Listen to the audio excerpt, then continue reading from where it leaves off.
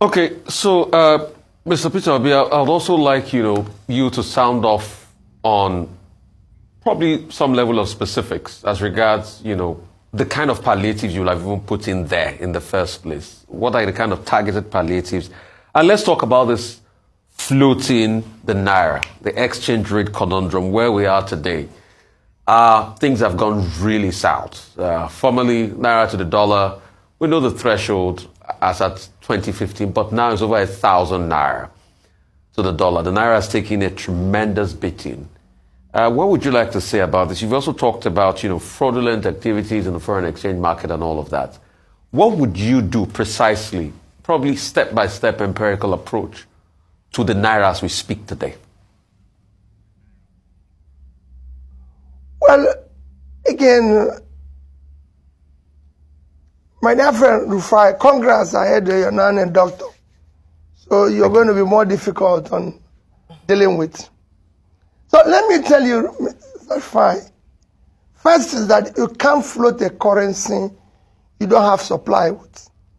It's like building a non-gated house in a criminal-ridden society.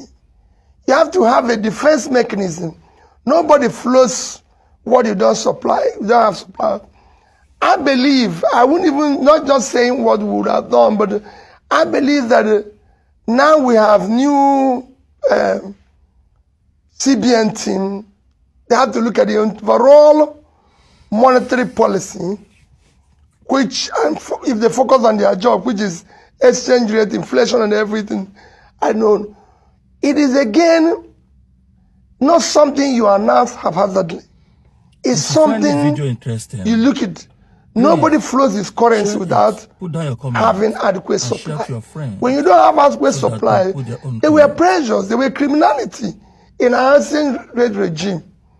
Again, we should have worked on eliminating those criminality and excesses in our foreign exchange regime because there is strong unmet demands. The naira was under pressure and a bit overvalued.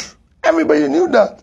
So what you would have done is to devalue the currency. We were at 412. Before now, a devaluation to about 600 or thereabouts 600 would have been it.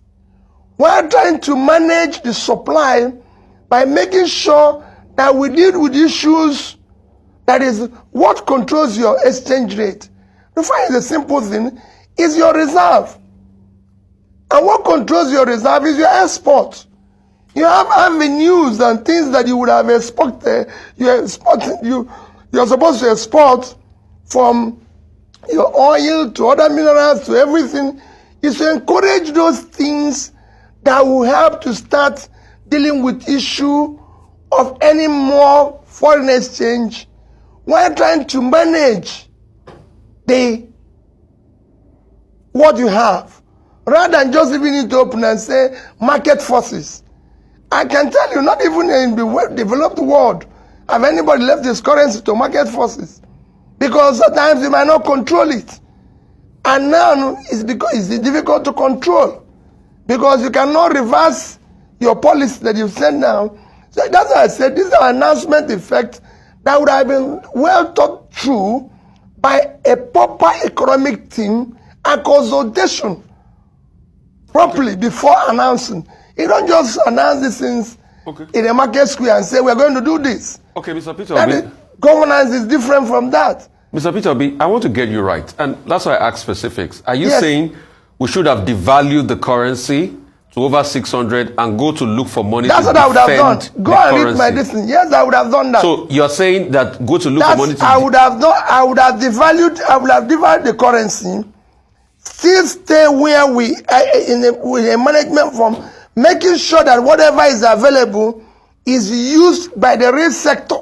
But in all removing the criminality, I can tell you, I know in that regime, I know, yes. Mr. Peter, but in all fairness, to this government, where will the money have come from for them to now be able to keep that rate, owing to the fact that the CBN report coming out saying that we are so encumbered that we probably only have around 3 or 4 billion in our reserves to be able to spare.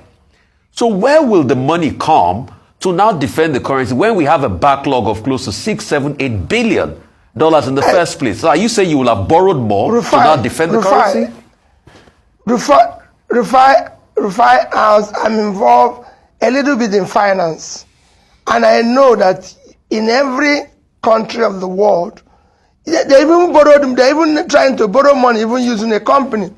It doesn't matter what yes, you can do that.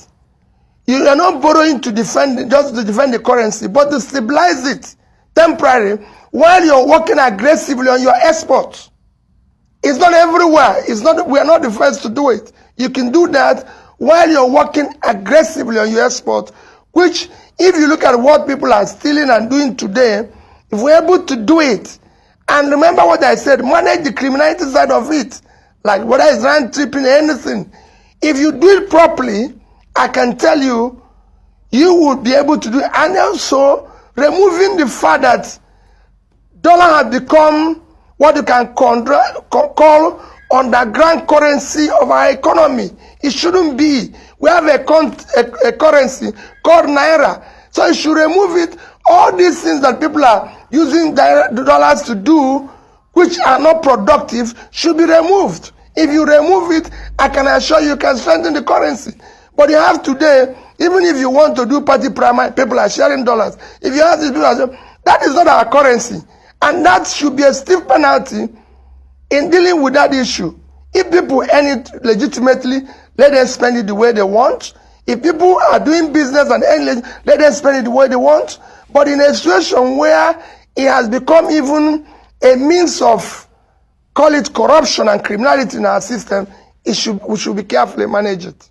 Mr. Obi, but if you earn it legitimate, like I said, even if you want to put it in your pillowcase, go and put it there. If you want to do it the way you feel you're safe, that's fine. But illegitimate one, if we remove all that, we can manage the rate. While we work on our export in order to strengthen our currency. Countries have gone through this.